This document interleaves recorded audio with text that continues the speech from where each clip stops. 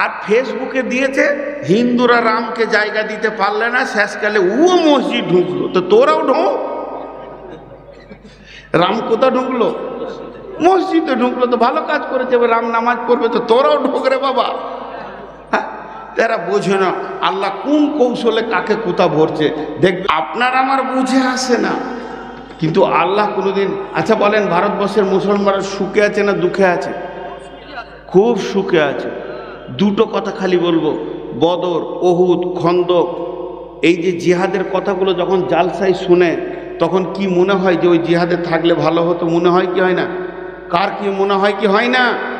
একবার কথা বলে না, মনে হয় কি হয় না? তা আমরা তো জিহাদের ময়দানেই দাঁড়িয়ে আছি, কখন লাগবে ঠিক নাই, কথা ঠিক না? তাহলে আমরা তো মাশাআল্লাহ সাহাবীদের আমলের ওপরেই দাঁড়িয়ে আছি। তারপরে আমার আল্লাহর চাবিকাঠিটা কেমন দেখেন, এমনি করে কটকট কটকট করে ঘুরে 3 নম্বর গিয়ারে দিয়ে দিয়েছে আল্লাহ। ওদেরকে বলছে মুদ খা আর গোবর খা, আর আমাদের কিন্তু গোশ খাইছে, দুধ খাইছে। আর কি করবে আল্লাহ? হ্যাঁ, ওরা মুদ খেয়েছে, ম্যানুফ্যাকচার টু কাস্টমার, এমনি করে খেয়েছে। জি, আল্লাহ আমাদের চোখের সামনে থেকে মুদ খাই খাই গোটা গা বন্ধ করে দিলে। আর ফেসবুকে দিয়েছে হিন্দুরা রামকে জায়গা দিতে পারলে না, শেষকালে ও মসজিদ ঢুকলো। তো তোরাও ঢোক। রাম কোথায় ঢুকলো?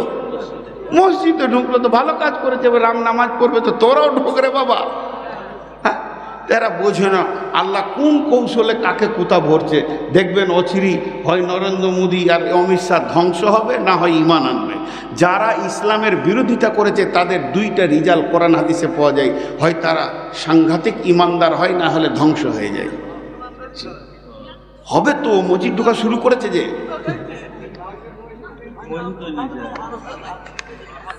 হ্যাঁ হ্যাঁ, বাস্তব কথা লয়।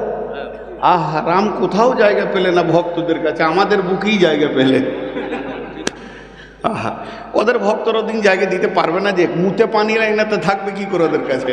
আমরা তো পেচ্ছাপ করে পানি নিই, পবিত্র জায়গায় এসে ঢুকলো। তো যাই হোক, আল্লাহ তাবারক ওয়া তাআলা যা করেন সব ঠিক করেন। আল্লাহ যা করেন তা ঠিক।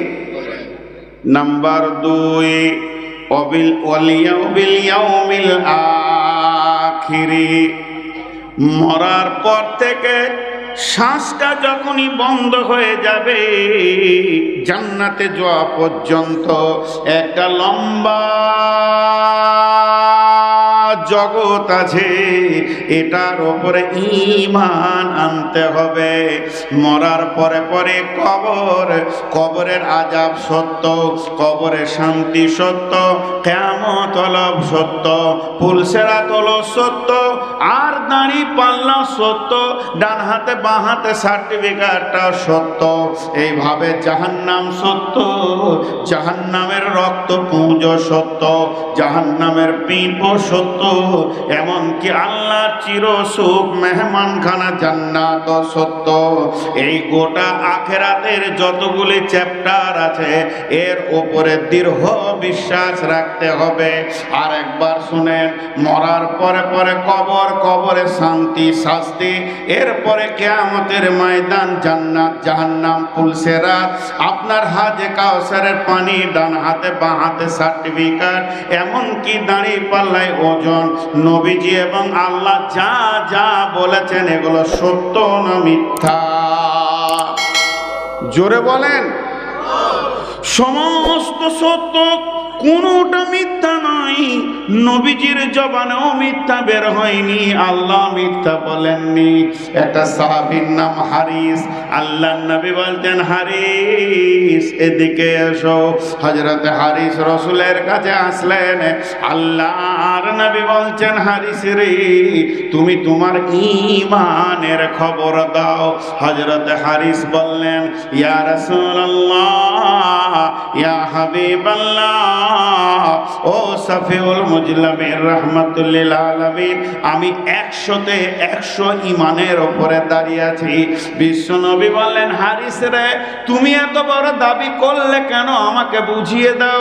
হযরত হারিস বলছেন, ইয়া রাসূলুল্লাহ, আপনি যেমন যেমন যেমন যেমন জাহান্নামের কথা বলেছেন, আমি যেন অমনি অমনি জাহান্নামকে 2 চোখে দেখতে পেয়েছি। আপনি যেমন যেমন যেমন জান্নাতের কথা বলেছেন, আমি যেন ওই রকম 2 চোখে জান্নাতকে দেখতে পেয়েছি। আমার আল্লাহ যেমন যেমন জান্নাত জাহান্নাম পুলসিরাতের কথা বলেছেন, আমি যেন পুলসিরাতকে 2 চোখে দেখতে পেয়েছি। অতএব আমি বিশ্বাস করি আখিরাতের উপরে। তো আল্লাহ তাবারাক ওয়া তাআলা বলছেন, তোমাদের 2 নম্বরে গুণ হবে যেগুলো দেখা যাবে না মওতের আগে, এগুলোর উপরে দৃঢ় বিশ্বাস রাখতে হবে। 3 নম্বরে ওয়াল মালাইকা, ফেরেশতার উপরে বিশ্বাস রাখতে হবে। তার কারণ আল্লাহর ফেরেশতা আপনার আমার গুনাহকে লিখছেন। মা ইয়ালফিযু মিন কাওলিন ইল্লা লাদাইহি রাকিবুন আতীদ, আপনার আমার ডানে বামে লিখক রয়েছে। কবরের ফেরেশতা আলাদা, মওতের ফেরেশতা আলাদা, জাহান্নামের ফেরেশতা আলাদা, পুলসিরাতের ডিউটি আলাদা, জান্নাতের ডিউটি আলাদা, জাহান্নামের মুখে রয়েছে আলাদা, দুনিয়ার ফেরেশতা আলাদা। সমস্ত ফেরেশতার উপরে ঈমান আনতে হবে।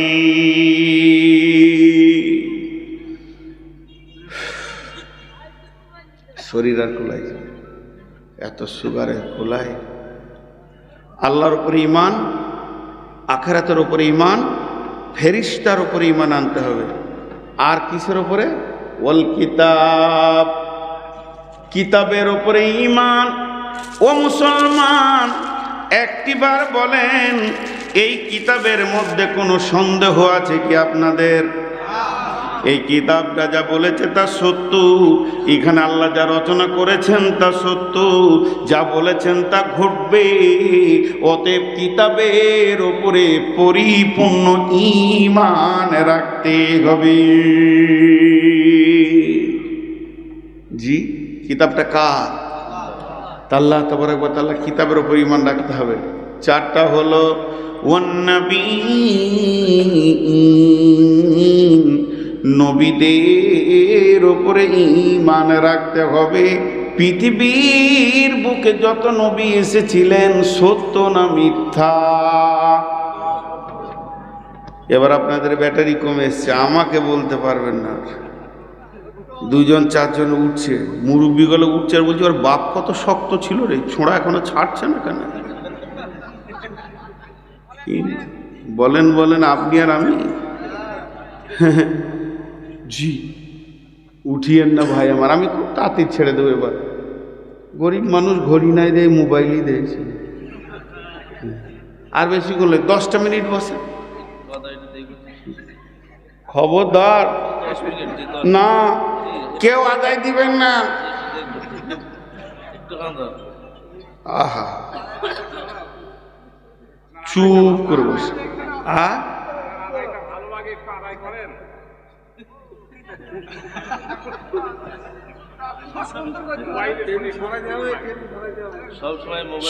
না, টেবিল সরাই কেন হবে না? আপনারা এরকম স্টেজ করেছেন, চবে না। ইন্নালিল্লাহ, লাইনটা কেটে দিয়েন না।